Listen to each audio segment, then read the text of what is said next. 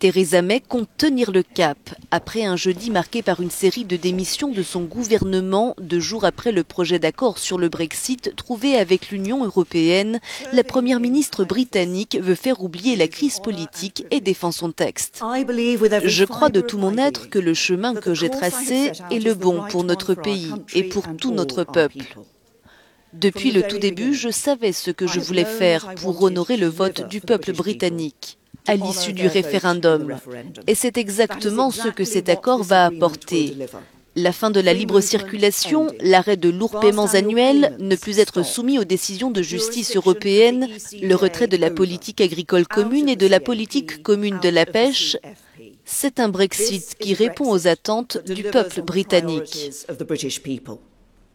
Theresa May est revenue sur le dossier sensible, celui de la frontière irlandaise.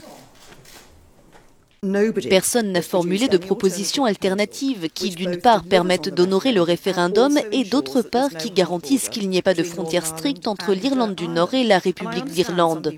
Je comprends que certaines personnes n'adhèrent pas aux détails du filet de sécurité, en particulier dans l'accord de retrait, et je partage certaines de ces préoccupations. Mais il y a un autre fait incontournable. Aucun accord ne peut être conclu avec l'Union européenne sans qu'il n'implique un filet de sécurité qui revient à une sorte d'assurance pour éviter un retour aux frontières du passé.